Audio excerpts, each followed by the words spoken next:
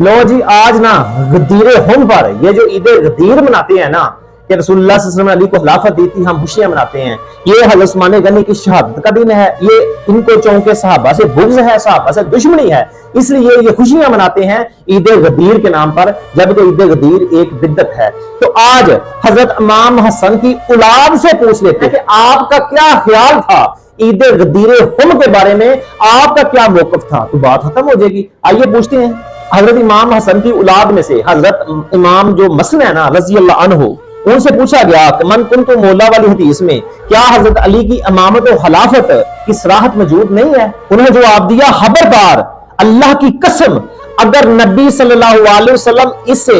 امارت یا حکومت کا ارادہ فرماتے تو یہ بات صاف صاف بیان فرما کر جاتے، کیونکہ نبی صلی اللہ علیہ وسلم سے بڑھ کر مسلمانوں کا خیر ہوا کوئی نہیں۔ نبی صلی اللہ علیہ وسلم صاف صاف کہہ دیتے اے لوگوں میرے بعد علی حاکم ہوں گے، ان کی بات سننا اور اطاعت کرنا، مگر حضور نے ایسی کوئی بات نہیں کہی۔ اللہ کی قسم اگر حضرت علی حضور کے اس حکم کو ترک فرما دیتے تو حضرت علی سب لوگوں سے بڑھ کر خطا کار ہوتے۔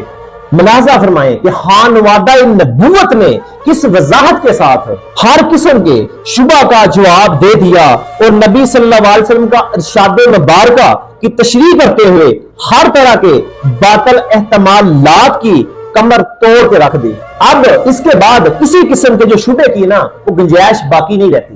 اب پتہ چل گیا نا حضرت حسن کی اولاد میں سے، یہ حوالہ بھی ساتھ ان کی تھینٹی کتاب کا ہے جو حضرت حسن مسلم والی روایت ہے کہ دین غم کے بارے میں کیا کہتے ہیں وہ۔ اب پتہ چل گیا نا یہ شیعہ کتنے بڑے جھوٹے ہیں، یہاں اب آپ ان شیعہ کو مانیں یا حضرت حسن کی اولاد کی جو بات مانیں۔